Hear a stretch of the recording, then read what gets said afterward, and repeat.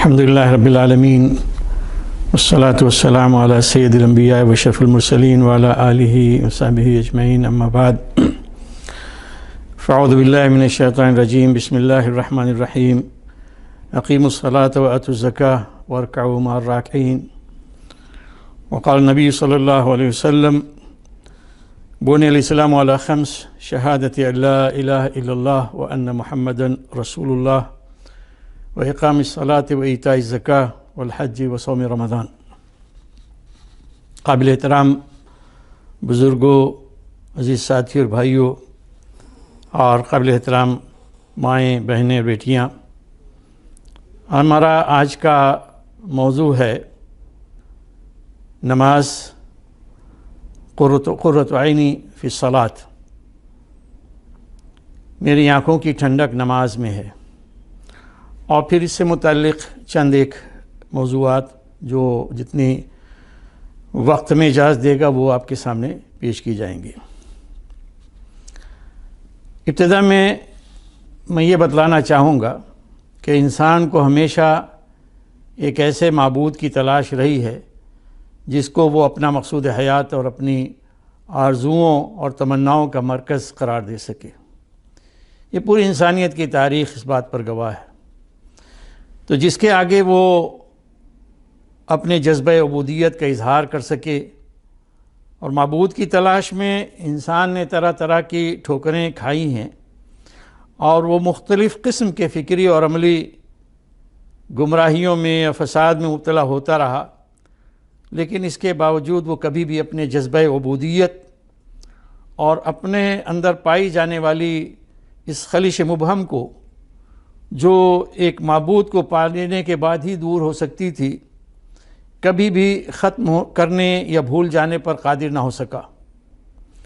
انبیاء علیہ السلام نے ہمیشہ انسانوں کی صحیح رہنمائی کی۔ انہوں نے بتایا کہ انسان کا معبود صرف خدا ہے، وہ خدا جو اس کائنات کا خالق اور رب ہے، اور یہی پیغام ہر نبی نے دیا، اور تمام انبیاء جن کا ذکر قرآن شریف میں آیا ہے، انہوں نے اپنی قوموں کو یہی خطاب کر کے کہا کہ اعبدوا اللہ ما لکم من الہ غیرہ۔ یہ آیت سورہ اعراف میں، ویسے یہ آیت اور اس سے ملتی جلتی آیات متعدد صورتوں میں آئی ہیں، مثلا سورہ ہود میں بھی ہے۔ اس کا مطلب یہ ہے کہ اے میری قوم کے لوگو، اللہ کی عبادت کرو، اس کی بندگی کرو، اس کے سوا تمہارا اور کوئی خدا، کوئی معبود نہیں ہے۔ اور یہی پیغام آخری نبی حضرت محمد صلی اللہ علیہ وسلم نے دیا، جو کہ قرآن شریف میں یوں بیان ہوا ہے کہ یا ایھا الناس اعبدوا ربکم الذی خلقکم والذین من قبلکم لعلکم تتقون۔ یہ سورہ بقرہ کی آیت نمبر 21 ہے۔ اس کا مطلب یہ ہے کہ اے لوگو، تم اپنے اس رب کی عبادت کرو، اس کی بندگی اور اطاعت کرو کہ جس نے تمہیں پیدا کیا، اور تم سے پہلے جو لوگ گزرے ہیں، یعنی تمہارے آباء و اجداد، انہیں بھی اس نے پیدا کیا، تاکہ تم بچ سکو، یعنی اللہ کی پکڑ سے اور آخرت کی گرفت سے اور آخرت کی سزا سے جو ہے تم محفوظ رہ سکو۔ اسی طرح سے قرآن شریف صاف اور واضح لفظوں میں بیان کرتا ہے کہ انسانیت کی تخلیق کا مقصد ہی یہی ہے کہ وما خلقت الجن والانس الا لیعبدون، کہ میں نے جن اور انس کو محض اسی لیے پیدا کیا ہے کہ وہ میری بندگی کریں، میری عبادت کریں، میری پرستش کریں۔ یہ سورہ ذاریات کی آیت ہے۔ اب یہ عبادت کیا ہے؟ عبادت کا لفظ حقیقت میں اپنے اندر بڑی معنی کے لحاظ سے بڑی وسعت رکھتا ہے۔ عبادت کے اصل معنی ہیں عجز و نیاز، خاکساری، تذلل، انتہائی حد تک پست ہو جانا، بچھ جانا، اور پھر اس میں محبت، پرستش اور اطاعت اور بندگی کا مفہوم بھی شامل ہے۔ یعنی کسی کے سامنے جھکنا، محبت کے ساتھ جھکنا تو اس کی پرستش، اس کی بندگی کے لیے جھکنا، اطاعت کے لیے جھکنا۔ تو اسلام میں عبادت کا تعلق انسان کی پوری زندگی سے ہے، یعنی کوئی ایک خاص چیز، ایک خاص جگہ نہیں ہے، بلکہ پوری انسان کی زندگی جو ہے وہ اس سے عبادت کا تعلق ہے۔ اور اللہ کی عبادت کا مطلب یہ ہے کہ آدمی صرف اللہ کا پرستار ہو، اور اسی کے آگے سر جھکائے، اسی کو سجدہ کرے، اپنے بہترین جذبات عبودیت کو اسی کے حضور میں پیش کرے اور اپنی پوری زندگی کو اسی کی اطاعت اور بندگی میں گزارے، زندگی کے کسی شعبہ کو خدا کی اطاعت سے الگ نہ کرے، خواہ وہ سیاست ہو،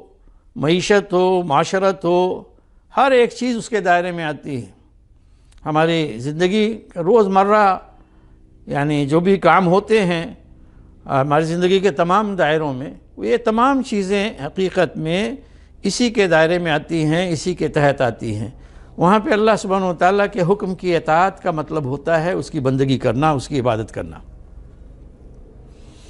اس کے بعد ہمیں یہ جان لینا چاہیے کہ نظام دین میں جنہیں ارکان کہا گیا ہے، ارکان اسلام یعنی دین کے بنیادی ستون، اور وہ جانے جاتے ہیں کہ اللہ کی وحدانیت اور محمد صلی اللہ علیہ وسلم کی رسالت کی گواہی دینا، یہ ایک چیز ہے، اور پھر اس کے بعد 4 عملی چیزیں ہیں، نماز، روزہ، حج اور زکوٰۃ۔ ان کو بڑی اہمیت حاصل ہے۔ یہ جنہیں ارکان اسلام کہا جاتا ہے، یہ پورے مجموعے میں یا جنہیں عبادات کے نام سے یاد کیا جاتا ہے، انہیں بڑی اہمیت حاصل ہے اسلام کا جو نظام دین ہے اس میں۔ تو انسان کے اندر ابدیت کو بیدار کرنے اور بندگی کا ذوق پیدا کرنے میں ارکان اسلام کو بڑا دخل ہے۔ یعنی ابدیت، ہم بندے ہیں اللہ کے، اس شعور کو، اس احساس کو اجاگر کرنا، بیدار کرنا، اور پھر اس کے تحت جو بندگی کا جذبہ ہے، وہ بندگی کا ذوق جو ہے پیدا کرنا، اس میں نماز، روزہ، حج، زکوٰۃ ان کو بڑا دخل ہے۔ انہیں دین میں ایک امتیازی حیثیت حاصل ہے۔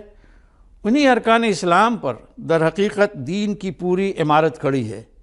جیسا کہ ہوتا ہے جب انہیں ستون کہا گیا تو آپ سمجھ سکتے ہیں کہ بغیر ستون کی کوئی عمارت کھڑی نہیں ہو سکتی۔ تو یہ پلرز آف اسلام ہیں، تو ان کے اوپر پوری دین کی جو ہے عمارت کھڑی ہے، اور یہ گویا ایسی مخصوص اور ممتاز عبادتیں ہیں کہ جن کے ذریعے سے آدمی کے اندر وہ قوت پیدا ہوتی ہے جس سے وہ اپنی پوری زندگی خدا کی عبادت اور بندگی میں گزار سکے۔ یہی وجہ ہے کہ اکثر و بیشتر نماز، روزہ اور حج اور زکوٰۃ ہی کو عبادت کہہ دیا جاتا ہے، حالانکہ حقیقت میں جیسا کہ ابھی ہم نے اشارہ کیا کہ دین کا کوئی جز بھی عبادت سے الگ نہیں ہے۔ اس کے بعد ایک اصولی حقیقت اور جان لینی چاہیے کہ عبادت صرف اللہ کا حق ہے، یعنی عبادت یہ پورا صرف اور صرف اللہ کا حق ہے۔ خدا کے سوا کسی دوسرے کی عبادت کرنا یا اس میں کسی کو شریک کرنا، خواہ جزوی لحاظ سے ہی کیوں نہ ہو، وہ شرک ہے، اور شرک بہت بڑا گناہ ہے، ظلم عظیم ہے، یہ ناقابل معافی جرم ہے۔ پھر یہ بھی معلوم ہونا چاہیے کہ انسان خدا کا بندہ اور غلام ہے، خدا ہی اس کا خالق، رب اور الہ ہے۔ خدا کو اپنا رب اور معبود ماننے کا تقاضا ہے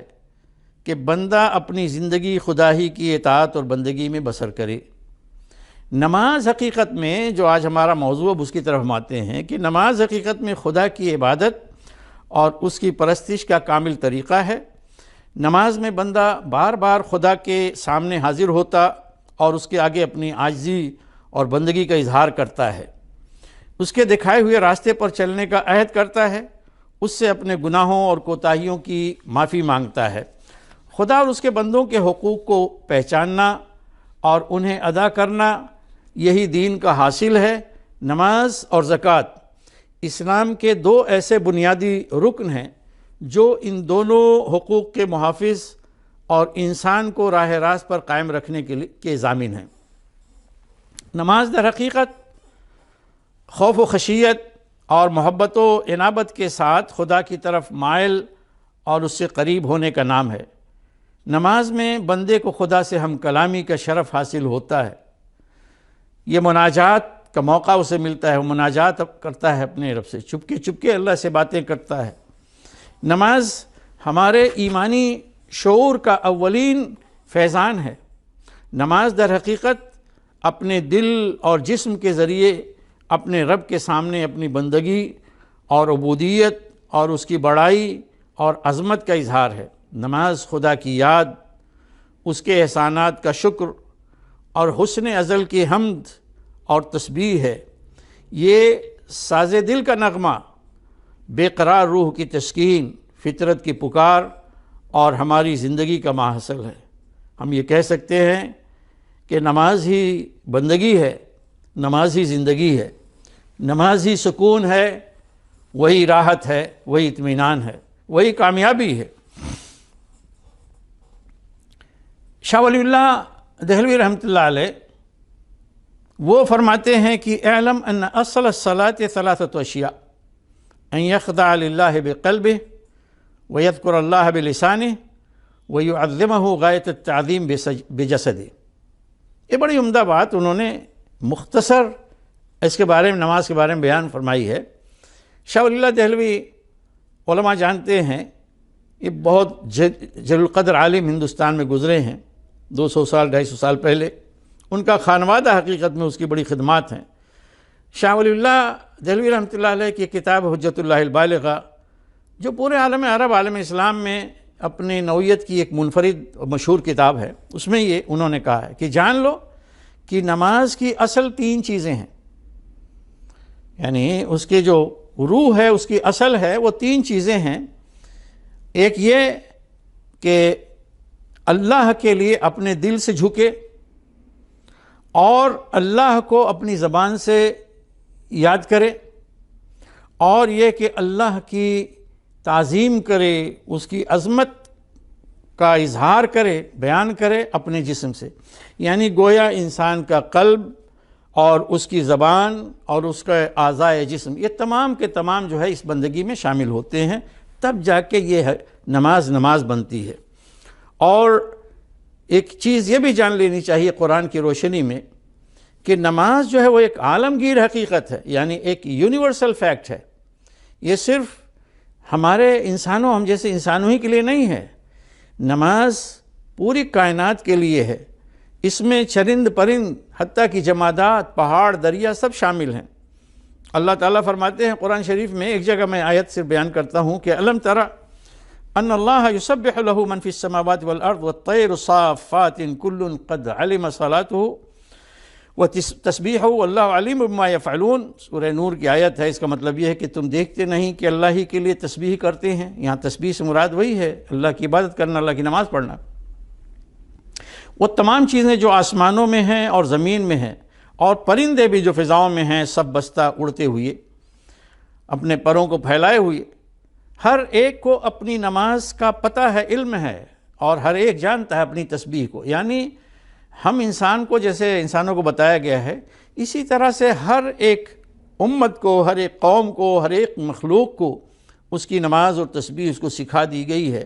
ان کی زبان خالق کائنات، ان کا خالق وہ جانتا سمجھتا ہے، اس نے سکھایا ان کو۔ تو ہر ایک کو اپنی نماز کے بارے میں پتہ ہے، کیسے اس کو اپنی نماز ادا کرنی ہے، ہر ایک اپنی تسبیح کو جانتا ہے۔ اور پھر اللہ تعالیٰ فرماتے ہیں کہ جو یہ سب کے سب جو کچھ کر رہے ہیں وہ اللہ تعالیٰ اس کو جانتا ہے۔ اب اس کے بعد ہم آتے ہیں نماز کے اوپر کہ نماز کا مقام و مرتبہ کیا ہے دین میں۔ واقعہ یہ ہے کہ اس سلسلے میں اتنی کثرت سے آیات اور احادیث آئی ہیں کہ وہ ہونا یہ چاہیے کہ میری اپنی سوچ ہے کہ نماز سے متعلق جتنی آیات ہیں ان کو الگ کر کے فیملی میں پڑھایا جائے اور لوگوں کو پڑھایا جائے، اسی طرح سے اسکولوں میں جو ہے اسے پڑھایا جائے، اسی طرح سے اسٹڈی سرکل بنا کے ان کو اسٹڈی کیا جائے، تو نماز اس کی حقیقت جو ہے واضح ہوگی۔ اسی طرح سے نماز سے متعلق وہ تمام احادیث اور سنن جو رسول اللہ صلی اللہ علیہ وسلم ثابت ہیں، انہیں یکجا کر کے انہیں پڑھا جائے، سنا جائے، پڑھایا جائے، ڈسکس کیا جائے، تب معلوم ہوگا کہ نماز ہے کیا چیز، اور پھر نماز کی اہمیت کا احساس ہوگا، اور پھر ہمارے اندر وہ تاثیر پیدا ہوگی جو حقیقت میں پہلے رسول اللہ صلی اللہ علیہ وسلم اور صحابہ کرام کے ہاں پائی جاتی تھی، وہ تاثیر ہمارے اندر ہوگی۔ لیکن چونکہ ہم اس سے غافل ہیں، یہ چیزیں ہمارے سامنے آتی نہیں ہیں، اور نماز کی عملی کوئی ٹریننگ بھی ایسی نہیں ہے کہ جو ذوق اور شوق کے ساتھ ادا کی جائے، اس کا نتیجہ یہ ہوتا ہے کہ ایک رسم سی بن کر رہے گی۔ بہرحال میں مختصراً بتاتا ہوں کہ اس کا مقام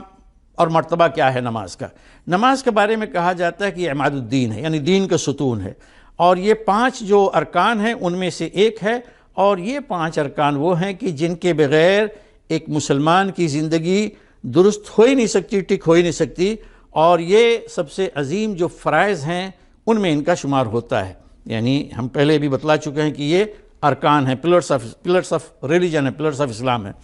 اچھا، قرآن میں اللہ تعالیٰ فرماتے ہیں کہ اقیموا الصلاۃ وآتوا الزکوٰۃ وارکعوا مع الراکعین، نماز قائم کرو اور زکوٰۃ دو اور رکوع کرنے والوں کے ساتھ رکوع کرو۔ دیکھیے، نماز قائم کرو، قرآن شریف میں ہمیشہ یہ آتا ہے کہ نماز قائم کرو، یعنی نماز پڑھو نہیں، نماز قائم کرو۔ اقامت صلاۃ کا لفظ آیا کرتا ہے، اس کا حکم بہت ساری جگہوں میں، بہت ساری آیات میں بیان ہوا ہے، باقاعدہ یہ حکم یعنی صیغہ امر کے ساتھ، اور بہت ساری جگہوں پہ اس طرح سے بھی ہے کہ اہل ایمان کی تعریف کی گئی کو نماز قائم کرتے ہیں۔ تو ایک نماز پڑھنے میں اور اقامت صلاۃ میں بڑا فرق ہے، نماز کھڑی کرنے میں۔ تو اقامت صلاۃ کا مفہوم یہ ہوتا ہے کہ نماز کو اس کے تمام جو آداب ہیں اور شرائط ہیں ان کے ساتھ اس کو ادا کیا جائے، پڑھا جائے، اس کے ٹھیک وقت پہ پڑھا جائے، باجماعت پڑھا جائے، تمام اہل ایمان جو ہے ان کے ساتھ اس کو پڑھا جائے،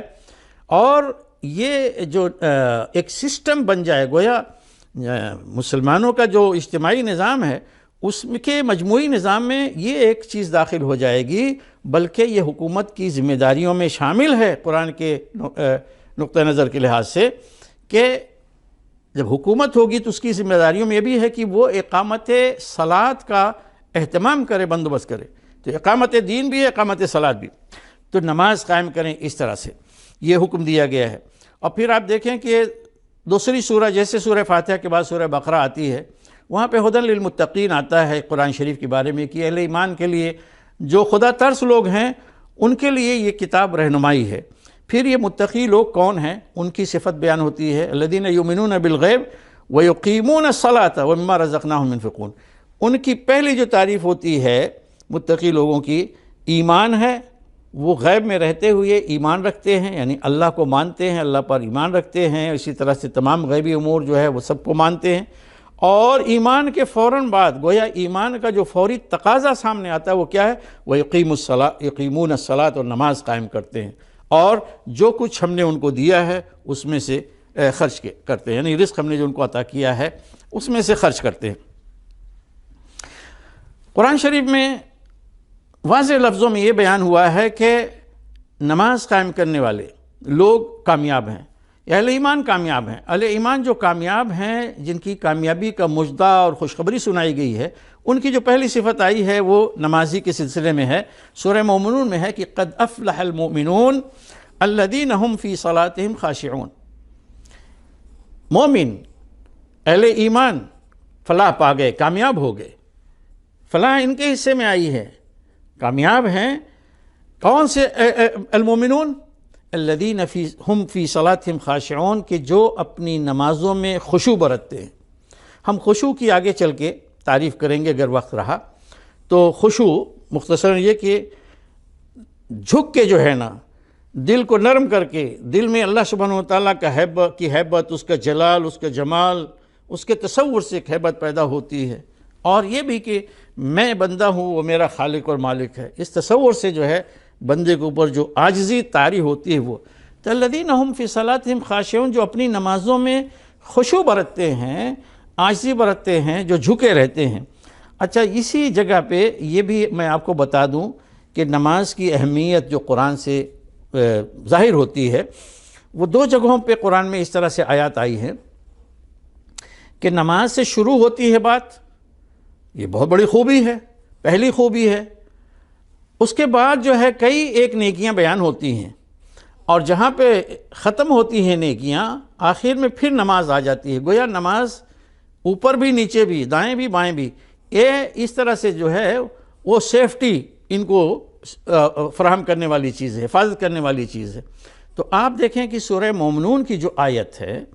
وہ یوں شروع ہوتی ہے، قد افلح المؤمنون الذین هم فی صلاتهم خاشعون۔ ٹھیک ہے، مومن کامیاب ہو گئے وہ مومن جو اپنی نمازوں میں خشوع برتتے ہیں۔ اس کے بعد کئی ایک چیزیں آئی ہیں کہ مثلا والذین هم عن اللغو معرضون، جو لغو سے فضول قسم کی بےہودہ چیزوں سے اعراض کرتے ہیں، بچتے ہیں، جو زکوٰۃ کے طریقے پر چلتے ہیں وغیرہ وغیرہ۔ آخر میں جہاں پہ یہ ختم ہوتا ہے سلسلہ، وہاں پہ پھر یہ آیا کہ وَالَّذِينَ هُمْ عَلَىٰ صَلَوَاتِهِمْ يُحَافِظُونَ، جو اپنی نمازوں کی محافظت کرتے ہیں، ان کی نگہداشت کرتے ہیں۔ یعنی مطلب یہ ہے کہ انہیں ایسی چیزیں جو نماز کو خراب کرنے والی ہوں یا خود ان کو غافل کرنے والی ہوں نماز سے، وہ اس کی حفاظت کرتے ہیں، محافظت کرتے ہیں، اس کی پابندی کرتے ہیں، مداومت کرتے ہیں۔ تو معلوم یہ ہوا، بعض لوگوں نے اسے یہ کہا کہ جسے ایک پناہ گاہ ہے یا قلعہ نما چیز ہے، کہ نماز ایک قلعہ ہے، سب سے عظیم قلعہ، اور اس کے اندر تمام وہ نیکیاں جو اسلام جن کی تعلیم دیتا ہے وہ بند ہیں۔ یہی بات سورہ حاقہ میں ہے، سورہ معارج میں، کہ الا المصلین، کچھ اوصاف بیان ہو رہے ہیں ان لوگوں کے جو غلط ہیں، بگڑے ہوئے ہیں۔ ان سے بتلایا کہ ان سے بچے ہوئے کون ہیں؟ الا المصلین، مصلین ایسے نہیں ہیں، نماز پڑھنے والے لوگ ایسے نہیں ہیں۔ پھر وہ مصلین ہیں کون؟ ان کی صفت بیان ہو رہی کہ الذین ہم علی صلاتہم دائمون،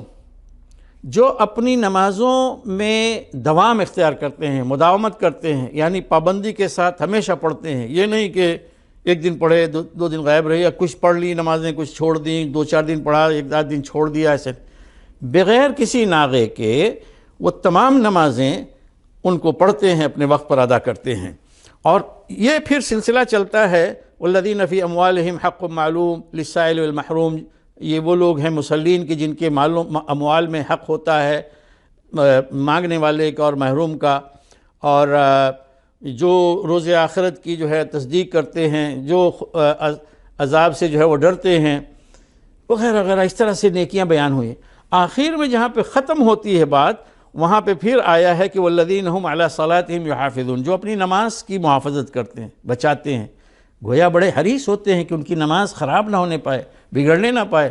اس میں کوئی چیز ایسی مداخلت نہ کرے کہ جس سے ان کی نماز بالکل بے اثر اور بیکار ہو جائے، اور یہ بھی ہے کہ ایسا نہ ہو کہ کوئی نماز ان کی چھوٹ جائے۔ ان کے بارے میں فرمایا کہ اولئک فی جنات مکرمون، یہ وہ لوگ ہیں کہ جو جنتوں میں ہوں گے، اعزاز کے ساتھ، عزت کے ساتھ رکھے جائیں گے۔ اس کے بعد ہم 1-2 حدیث پیش کرتے ہیں کہ رسول اللہ صلی اللہ علیہ وسلم نے فرمایا کہ اسلام جو ہے وہ 5 چیزوں پر بنایا گیا ہے، یعنی اسلام کی عمارت 5 ستونوں پر کھڑی ہے، کہ ایک تو اس بات کی گواہی کہ اللہ کے سوا کوئی معبود نہیں ہے، اور یہ کہ محمد اللہ کے رسول ہیں صلی اللہ علیہ وسلم، یہ ایک چیز ہوئی، اور یہ ہو گئی اعتقادی چیز۔ اس کے بعد عملی جو ہوتی ہے وہ یہ کہ نماز قائم کرنا، زکوٰۃ دینا، حج کرنا اور رمضان کے روزے رکھنا، یہ 5 چیزیں ہو گئیں۔ اور پھر اس کے بارے میں ایک دوسری حدیث سے پتہ چلتا ہے کہ نماز ہی وہ پہلی چیز ہے کہ جس کا حساب کتاب ہوگا جب ایک بندہ اللہ کے سامنے قیامت کو روز حاضر ہوگا۔ حدیث میں آتا ہے کہ رسول اللہ صلی اللہ علیہ وسلم فرمایا کہ اول ما یحاسب بہ العبد یوم القیامت الصلاۃ، کہ پہلی چیز جس پر بندے کا حساب ہوگا، اس سے حساب لیا جائے گا قیامت کے روز، وہ نماز ہے۔ اگر وہ ٹھیک رہی تو اس کے سارے عمل ٹھیک ہوں گے، وہ بیکار ہوئی، خراب ہوئی تو اس کے سارے عمل بگڑ جائیں گے۔ اور پھر یہ بھی جان لینا چاہیے کہ نماز کی اہمیت کتنی ہے، کہ رسول اللہ صلی اللہ علیہ وسلم نے اپنے آخری وقت میں، حتیٰ کہ جب آپ سکرات الموت میں مبتلا تھے، اس وقت آپ صلی اللہ علیہ وسلم نے اسی کی نصیحت کی، اسی کی وصیت کی۔ حضرت علی رضی اللہ تعالیٰ عنہ وہ روایت کرتے ہیں کہ آخری رسول اللہ صلی اللہ علیہ وسلم کی جو بات تھی، آپ نے جو فرمائی وہ یہ تھی الصلاۃ الصلاۃ اتقوا اللہ فیما ملکت ایمانکم، نماز یعنی نمازوں کی پابندی کرو، نمازوں کی نگہداشت کرو، اور دیکھو تمہارے جو ملک امین ہیں، لونڈی اور غلام ہیں، ان کے بارے میں اللہ سے ڈرو، یعنی ان کا خیال رکھنا، ان کے حقوق جو ہے نا دینا، یہ نہ ہو کہ ان کے ساتھ کوئی ظلم اور زیادتی ہو۔ حضرت عبداللہ بن مسعود رضی اللہ تعالیٰ عنہ کی حدیث سے معلوم یہ ہوتا ہے کہ سب سے پسندیدہ عمل جو اللہ تعالیٰ کے نگاہ میں ہے، اللہ کو پسند ہے، وہ نماز ہے۔ چنانچہ وہ کہتے ہیں کہ رسول اللہ صلی اللہ علیہ وسلم سے انہوں نے، حضرت عبداللہ بن مسعود رضی اللہ تعالیٰ نے نبی کریم صلی اللہ علیہ وسلم سے سوال کیا کہ اللہ تعالیٰ کو سب کے نگاہ میں سب سے زیادہ محبوب عمل کون سا ہے؟ تو رسول اللہ صلی اللہ علیہ وسلم فرمایا کہ الصلاۃ علی وقتہا، نماز اپنے وقت پر، یعنی وقت کی پابندی کے ساتھ نماز۔ اور قرآن میں بھی یہ بات آئی ہے کہ ان الصلاۃ کانت علی المؤمنین کتابا موقوتا، کہ نماز اہل ایمان پر وقت کی پابندی کے ساتھ فرض ہے۔ اچھا، اب اس کی نماز کی فضیلت کیا ہے؟ نماز تو بھئی ایک ایسی چیز ہے کہ واقعہ یہ ہے کہ آپ بیان کرتے جائیں، بات ختم نہیں ہوگی۔ اس کی فضیلتیں، اس کی اہمیتیں، اس کے فوائد، اس کے منفعتیں بے شمار ہیں، ختم ہونے والی نہیں ہیں۔ تو میں چند جلدی جو ہے آپ کے سامنے پیش کرتا ہوں۔ دیکھیے، نماز جو ہے نا، یہ بے حیائی، بدکاری اور ظلم اور ذاتی غلط چیزوں سے روکتی ہے، اور نیکی کا حکم دیتی ہے، اور اللہ تعالیٰ کی فرمانبرداری اور اس کے احکام کی پابندی کی جو ہے وہ دعوت دیتی ہے۔ قرآن میں ہے کہ اتل ما اوحی الیک واقم الصلاۃ، اللہ تعالیٰ نے اپنے نبی صلی اللہ علیہ وسلم خطاب کر فرمایا کہ جو تمہاری طرف بات وہی کی جا رہی ہے اسے پڑھ کر سناؤ اور تم خود نماز قائم کرو۔ اور پھر اسی کے بعد فرمایا کہ ان الصلاۃ تنہی عن الفحشاء والمنکر ولذکر اللہ اکبر، کہ نماز بے حیائی اور برائی سے روکتی ہے، اور اللہ کا ذکر سب سے بڑی چیز ہے۔ یہ نماز جو ہے یہ ذکر ہے، ذکر اللہ اکبر۔ تو ذکر بہت ساری اس کی شکلیں ہیں، لیکن سب سے بڑا ذکر یا ذکر کی سب سے عظیم شکل وہ نماز ہے۔ تو اللہ کا ذکر جو ہے یہ سب سے بڑی چیز ہے۔ واللہ یعلم ما تصنعون، جو کچھ تم کرتے ہو بناتے ہو اللہ تعالیٰ اسے جانتا ہے۔ پھر یہ کہ نماز جو ہے نا، ایک مسلمان کو صبر کی جو مشکلات آئیں، پریشانیاں آئیں، امتحانات آئیں، تو ایسے وقت میں اسے ثبات اور استقامت اور اس پر ڈٹنے اور جمنے کی جو ہے نا پر مدد دیتی ہے، اور اسے گھبراہٹ سے، ڈر سے جو ہے بچاتی ہے۔ کیونکہ جو نماز پڑھتا ہے اس کا دل جو ہے وہ اللہ سے، ایسے مومن کا دل اللہ سے جڑ جاتا ہے، اس سے لگ جاتا ہے اور آخرت سے جڑا ہوتا ہے، تو وہ کسی سے ڈرتا نہیں۔ اور رسول اللہ صلی اللہ علیہ وسلم نے اسی بات کی تعلیم دی ہے کہ جب بھی کوئی مصیبت آئے، آزمائشیں آئیں، پریشانیاں ہیں اور دکھ اور غم ہیں انہوں نے گھیر لیا ہو، اور اسی طرح سے بعض ایسی نشانیاں کائنات میں واقع ہوں کہ جیسے چاند گرہن ہوتا ہے، سورج گرہن ہوتا ہے، اس طرح کی چیز، یا طوفان آئے، بڑی کوئی مصیبت آئے، زلزلہ آئے، تو ایسے وقت میں رسول اللہ صلی اللہ علیہ وسلم کی تعلیم یہی ہے کہ ہم لپکیں اور دوڑیں نماز کے لیے، اس وقت بھی ہم نماز پڑھیں۔ اور ان تمام چیزوں کی نمازیں اللہ کے رسول صلی اللہ علیہ وسلم نے جو سکھلائی ہیں۔ حضرت حذیفہ رضی اللہ تعالیٰ عنہ کہتے ہیں کہ رسول اللہ صلی اللہ علیہ وسلم پر جب کوئی ایسا معاملہ سامنے آتا جو یعنی پریشان کن ہوتا، جو اہمیت کا حامل ہوتا، تو آپ نماز جو ہے نا وہ پڑھتے۔ نماز جو ہے وہ گناہوں کو، غلطیوں کو مٹاتی ہے، ان کو ختم کرتی ہے، ان کا کفارہ بنتی ہے۔ حدیث میں آتا ہے، حضرت ابو ہریرہ رضی اللہ تعالیٰ عنہ سے روایت ہے کہ رسول اللہ صلی اللہ علیہ وسلم فرمایا کہ نمازیں، 5 وقتی نمازیں، اور جمعہ سے لے کر جمعہ تک، یعنی جمعہ پڑھنا، اگلے جمعہ تک جمعہ پڑھنا، یہ کفارہ ہیں۔ ان کے درمیان جو کچھ بھی گناہ اور غلطیاں ہو گئی ہیں، خطائیں ہیں، تو یہ ان کا کفارہ بن جاتی ہیں، جب تک کہ کبائر سے جو ہے بچا جائے، یعنی بڑے گناہوں سے بچے، تو یہ باقی گناہوں کا کفارہ ہیں۔ اور حضرت عثمان رضی اللہ تعالیٰ عنہ کی روایت ہے جو مسلم میں آئی ہے، ان کے الفاظ یہ ہیں کہ رسول اللہ صلی اللہ علیہ وسلم نے پانی منگایا وضو کرنے کے لیے، اور اس وقت وہ کہتے ہیں کہ میں نے اللہ کے رسول صلی اللہ علیہ وسلم کو یہ فرماتے ہوئے سنا کہ کوئی بھی مسلمان مرد یا مسلمان انسان جب فرض نماز آ جائے تو پھر اس کے لیے وہ بہترین طریقے سے وضو کرے اور خشوع کا اظہار کرے، اور پھر رکوع کرے، یعنی نماز کے جو ارکان ہیں ان کو اچھی طرح سے ادا کرے، تو وہ نماز جو ہے اس کے لیے کفارہ بن جاتی ہے ان گناہوں کا جو اس سے پہلے ہوئے ہیں، جب تک اس نے کبیرہ نہ کیا ہو۔ کبیرہ کا اس کو الگ سے جو ہے اس کی توبہ کرنی ہوگی۔ وَذَلِكَ الدَّارُ كُلُّ، اور یہ پورے زمانے تک، یعنی جب تک وہ رہے گا تب تک یہ چیز سلسلہ چلتا رہے گا۔ ہم آج ہیں، ہماری نمازیں، اور دیکھیے اللہ سبحانہ وتعالیٰ نے 5 وقتہ جو نمازیں رکھی ہیں ان کے اوقات جو ہیں ان میں بڑی حکمت ہے۔ یہ وقت ابھی نہیں اس پہ گفتگو کرنے کا، یہ بڑی حکمت ہے۔ اللہ تعالیٰ نے 24 گھنٹے کو اس طرح سے کر دیا ہے، نماز جوڑ دیا ہے کہ ہمارا کوئی وقت ایسا نہ ہو کہ ہم اللہ تعالیٰ سے غافل ہو جائیں، یا اتنا لمبا پیریڈ ہو جائے کہ اس کی یاد سے اور نماز پڑھے ہوئے اتنا لمبا عرصہ ہو جائے کہ ہم بالکل غافل ہو جائیں، نہیں، ابھی چند گھنٹے ہوئے ایک وقت آ گیا، پھر چند گھنٹے ہوئے دوسرا وقت آ گیا۔ اس طرح سے جب انسان دنیاوی کاموں میں لگ جاتا ہے اور اللہ تعالیٰ کی یاد کچھ ہلکی ہونے لگتی ہے تو فوراً منادی آواز دیتا ہے، مؤذن آواز دیتا ہے، اور ایک مومن جو ہے پھر سب کام چھوڑ کے لپک کر جاتا ہے مسجد کی طرف اور نماز پڑھتا ہے۔ اس طرح سے اللہ کی یاد، اللہ کا ذکر جو ہے وہ ہوتا رہتا ہے۔ ایک اور حدیث میں ہے کہ 5 وقت کی نمازیں اور جمعہ سے جمعہ تک اور رمضان سے رمضان تک یہ اپنے درمیان تمام گناہوں کا کفارہ ہیں اگر کبائر سے بچا جائے۔ پھر اس کے بعد نماز کیا ہے؟ یہ قیامت کے روز ایک مسلم کے لیے ایک نور بن کر آئے گی، روشنی بن کر آئے گی، اور دنیا میں تو اس کے لیے روشنی ہے ہی ہے۔ اللہ تعالیٰ نماز کے ذریعے سے اپنے بندوں کے درجات کو جو ہے بلند کرتا ہے، اور پھر نماز جو ہے وہ انسان کے نفس کو، یعنی تزکیہ نفس کا کام دیتی ہے، انسان کے نفس کا تزکیہ کرتی ہے، اسے پاکیزہ بناتی ہے گناہوں سے، غلطیوں سے۔ انسان نماز جب پڑھتا ہے تو غلطیاں، اولاً ایسا آدمی غلطیاں بہت کم کرتا ہے، گناہ نہیں کرتا ہے، عمدن تو بالکل ہی نہیں کرے گا۔ اگر کوئی چیز ہو بھی جاتی ہے تو یہ اس غلطی اور اس گناہ کے نتیجے میں جو کوئی سیاہ دھبا دل پہ لگ جاتا ہے، کمزوری ظاہر ہوتی ہے، نماز جب پڑھتے ہیں، وضو کرتے ہیں تو سب کچھ وہ پھر دھل کے جو ہے صاف ہو جاتا ہے۔ وہ حضرت عثمان بن عفان رضی اللہ تعالیٰ عنہ، ہم نے پہلے یہ روایت بتائی لیکن یہ ان کی تفصیلی روایت یہاں پہ ہم بتا رہے ہیں کہ وہ اس ضمن میں کہ تطہیر نفس کی پاکیزگی کے سلسلے میں وہ کہتے ہیں کہ میں نے اللہ کے رسول صلی اللہ علیہ وسلم کو فرماتے ہوئے سنا کہ جو شخص نماز کے لیے وضو کرے اور پھر بہترین طریقے سے وضو کرے، بھرپور، ایسا نہیں کہ بس یوں مارا، پتہ چلا کہیں پانی گیا کہیں نہیں، یاد رکھنا چاہیے کہ وضو کے بغیر نماز ہوگی ہی نہیں، اور اگر کہیں یہاں وہاں چھوٹ گیا تو وضو نہیں ہوا، اس لیے نماز بھی نہیں ہوئی۔ اس لیے فائدہ کیا ہے اپنا آپ جا کے وقت ضائع کریں اور پتہ چلا کہ وضو نہیں ہوا تو نماز بھی نہیں ہوئی۔ وضو کرتے ہوئے بہت کچھ، یعنی انسان کو بیدار رہنا چاہیے۔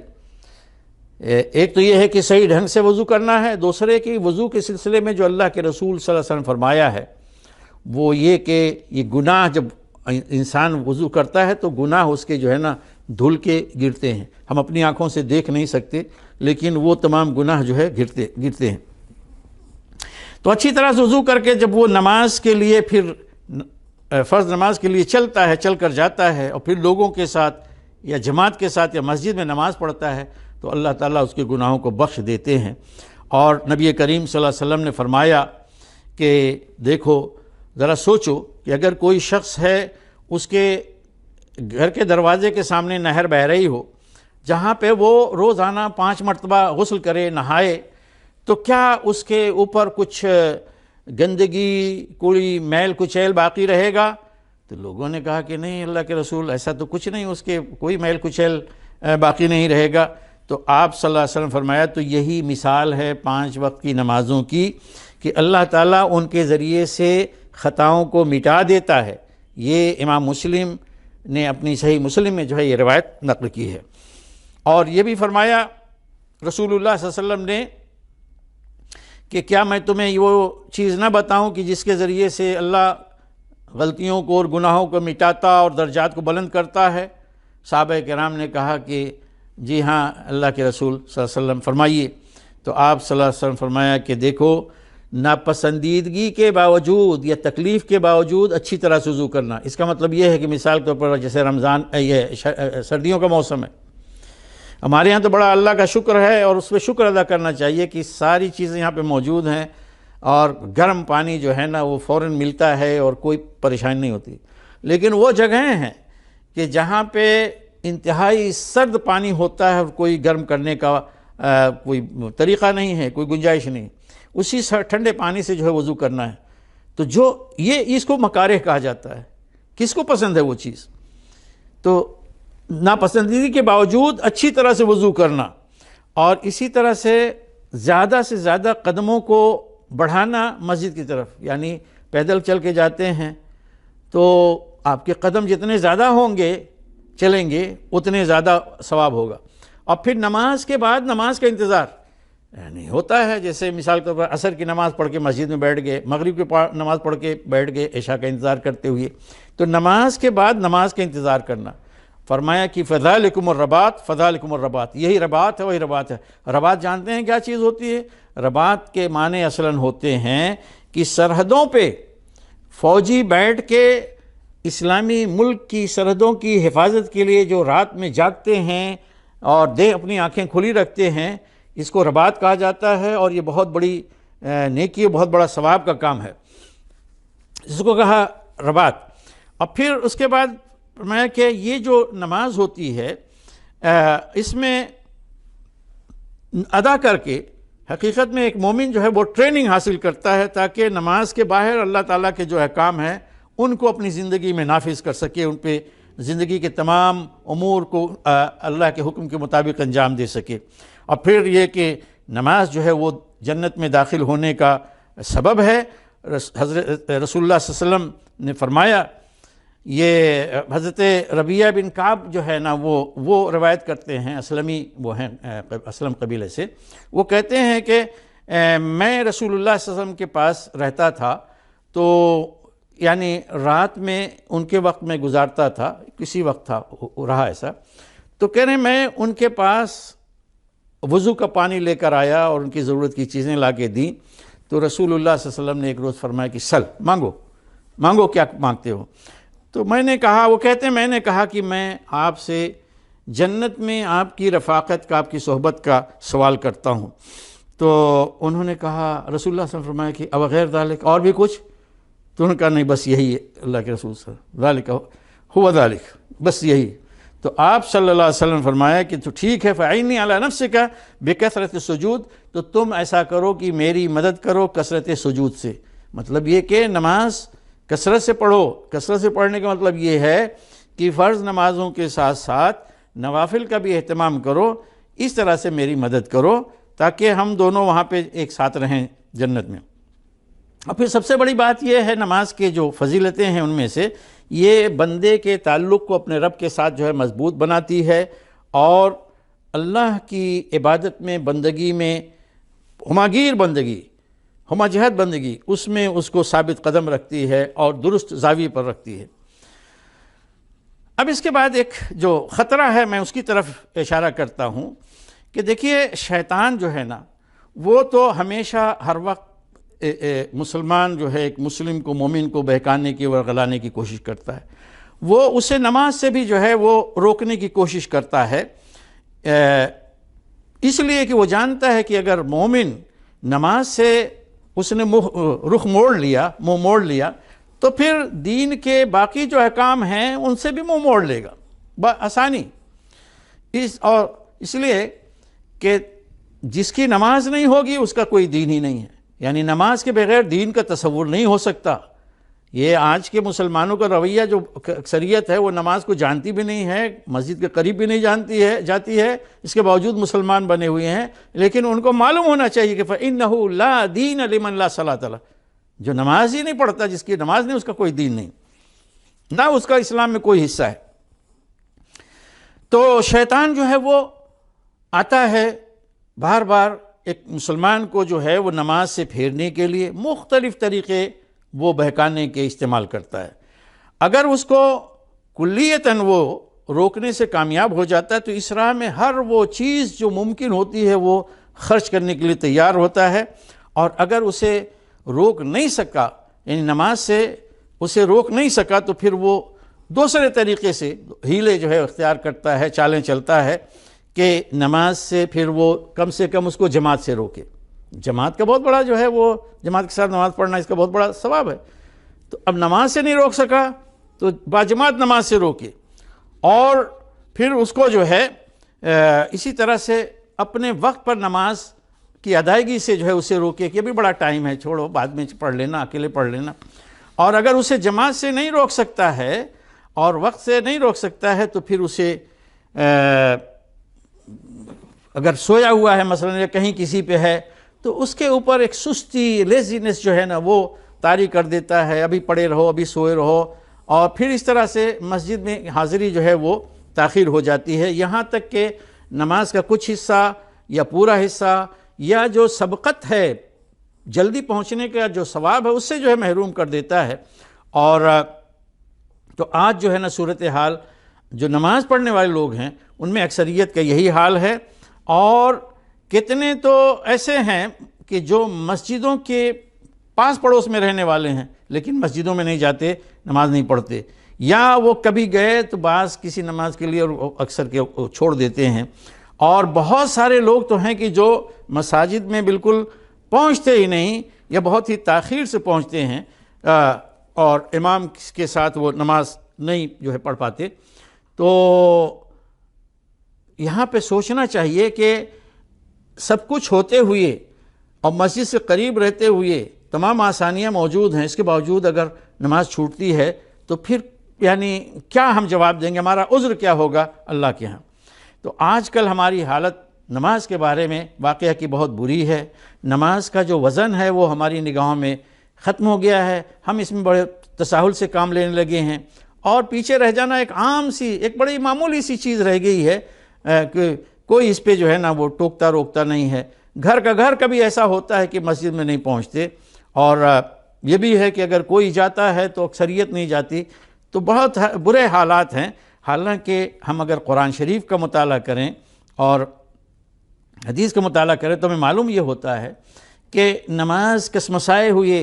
اور لیزینس کے ساتھ سستی کے برتتے ہوئے جانا، یہ حقیقت میں ان منافقوں کی صفت ہے۔ تو اللہ تعالیٰ فرماتے ہیں کہ اذا قاموا الی الصلاۃ قاموا کسالى یراؤون الناس، منافقین کی صفت بیان کرتے ہوئے فرماتے ہیں کہ یہ منافقین کون ہیں؟ یہ جب نماز کے لیے کھڑے ہوتے ہیں تو بالکل ڈھیلے ڈھالے کسمسائے ہوئے یا لیزی بن کر جو ہے وہ آتے ہیں لوگوں کو دکھانے کے لیے۔ اور پھر ایک جگہ اور فرمایا کہ وَلَا يَأْتُونَ الصَّلَاةَ إِلَّا كُسَالَىٰ، یہ نماز تو بس آتے ہیں پڑھنے کے لیے کیسے بالکل ڈھیلے ڈھالے ہیں، ان کے اوپر کسل مندی جو ہے وہ چھائی ہوتی ہے۔ اور پھر حضرت عبداللہ بن مسعود رضی اللہ تعالیٰ فرماتے ہیں کہ میں نے دیکھا اپنے وقت میں کہ ہم جماعت سے ہم میں سے کوئی بھی پیچھے نہیں رہتا تھا سوائے اس کے کہ جو بالکل منافق ہوتا تھا، جس کا نفاق سب کو معلوم ہوتا تھا کہ ہاں یہ منافق، اس کے نفاق میں کوئی شبہ نہیں ہوتا تھا۔ تو اب ہمیں ہمارے لوگوں کو یہ سوچنا چاہیے کہ ہم اپنا نام کہاں لکھوانا چاہتے ہیں۔ کیا یہ کوئی پسند کرے گا کہ اس کا نام اس زمرہ میں آئے، اس گروہ میں آئے جو منافقوں کا ہے؟ اور منافق جو ہے وہ آپ کو معلوم ہے کہ قرآن شریف کہتا ہے کہ ان کے اوپر عذاب قیامت کے روز نہایت سخت ہوگا کہ ان المنافقین فی الدرک الاسفل من النار ولن تجد لهم نصیرا الا الذین تابوا واصلحوا واعتصموا باللہ واخلصوا دینہم فاولئک مع المؤمنین وسوف یؤتی اللہ المؤمنین اجرا عظیما۔ منافق یہ جہنم کے بالکل نچلے درجے میں ہوں گے، بالکل تہ میں ہوں گے، اور ان کا کوئی مددگار تم نہیں پاؤ گے سوائے ان کے۔ کون؟ کہ ان میں سے، یعنی یہ جب سورہ نازل ہوئی اس وقت کہا جا رہا ہے کہ یہ منافقین یہ جہنم کے بالکل نچلے گڑھے میں ہوں گے اور کوئی مدد کے لیے ان کے پاس نہیں آئے گا سوائے ان کے کہ جو توبہ کر لیں، یعنی اپنے نفاق سے توبہ کریں، یہ جو ان کی صورتحال اس سے توبہ کریں اور اپنے معاملات کو درست کر لیں اور اللہ کو مضبوطی کے ساتھ تھام لیں اور اپنے دین کو اللہ کے لیے خالص کر لیں۔ اپنے دین کو مطلب ہے کہ اللہ کی اپنی اطاعت کو اللہ کے لیے خالص کر لیں، تو یہ شمار ہوں گے اہل ایمان کے ساتھ، اور اللہ تعالیٰ اہل ایمان کو عظیم اجر سے نوازے گا۔ تو یہ جو جماعت کی نماز ہے، اس سے پیچھے رہ جانا، اس کو چھوڑنا، یا نماز کے بارے میں بالکل تساہل برتنا، نماز کو کوئی اہمیت نہ دینا، یہ حقیقت میں ایمان کی کمزوری کی دلیل ہے، اور یہ کہ دل جو ہے وہ اللہ کی تعظیم سے، اللہ کی توقیر سے، اللہ کے احترام سے، اس کے مقام مرتبہ کو پہچاننے سے جو ہے نا وہ کیا ہے، اس معاملے میں کمزور ہو گیا ہے۔ ورنہ کیسے یہ ممکن ہے، اور یہ کس طرح سے مناسب ہو سکتا ہے کہ ایک مسلمان جو ٹھیک ٹھاک ہے، صحت مند ہے، پرامن ہے، اور اذان بھی سنتا ہے، اذان کا وقت بھی وہ جانتا ہے، 5 مرتبہ سنتا ہے، اسے حی علی الصلاۃ حی علی الفلاح کی آواز سنائی دیتی ہے، سنائی جاتی ہے، اور پھر وہ آواز پہ لبیک نہیں کہتا، آتا نہیں، یا اللہ تعالیٰ کی طرف سے جو منادی یعنی مؤذن وہ اللہ اکبر کہتا ہے، تو اللہ اکبر، اللہ ہی سب سے بڑا ہے، تو وہ جو ہے کہتا ہے کہ اپنے عمل سے بتاتا ہے کہ نہیں، اللعب عنده اکبر، یعنی کھیل تماشا اس کے نزدیک اکبر ہے، سیریل فلمیں دیکھنا، گپ شپ کرنا، یہ اس کے نزدیک اکبر ہے۔ تو ایسے وقت پہ حقیقت میں اللہ نماز کو چھوڑ کر کسی بھی چیز میں مشغول ہونا، اس کا مطلب یہ ہوتا ہے کہ اللہ اکبر کہنے کے بجائے وہ کہہ رہا تھا کہ فلاں چیز اکبر ہے۔ تو اللہ تعالیٰ ہمیں اس یعنی کمزوری سے اور نفاق سے اور دل میں جو ایمان کی کمزوری ہے اس سے ہماری حفاظت فرمائے۔ یہ ہماری گفتگو کا سلسلہ آئندہ جاری رہے گا۔ یہ پہلی قسط ہے، اس کے بعد ہم دوسری بھی آئے گی، تو ابھی بہت ساری چیزیں اس میں باقی ہیں۔ تو ہم یہ آگے دیکھیں گے کہ جو نماز چھوڑ دیتے ہیں تو ان کا کیا حکم ہے۔ تو ایک تو یہ ہے کہ نماز تھوڑی تھوڑی چھوڑتے ہیں، کبھی پڑھتے ہیں کبھی نہیں پڑھتے۔ دوسرے ہے کہ وہ لوگ ہیں جو مستقل پڑھتے ہی نہیں ہیں۔ تو اور پھر یہ ہے کہ نبی کریم صلی اللہ علیہ وسلم، صحابہ کرام کی نمازیں کیسی تھیں، سلف صالحین کی نمازیں کیسی تھیں، اور بھی کچھ چیزیں ہیں۔ تو ہم انشاءاللہ آئندہ جو ہے اس پہ گفتگو کریں گے۔ اللہ تعالیٰ سے دعا ہے کہ ہماری اس گفتگو کو میرے لیے اور آپ سب جو سامعین ہیں سب کے لیے باعث خیر و برکت بنائے، اور نمازوں میں ہمارے دل کو لگائے، نمازوں کی اہمیت ہمارے دل میں آئے، اور نماز کا ذوق اور شوق ہمارے دلوں میں پیدا کرے۔ وآخر دعوانا ان الحمد للہ رب العالمین۔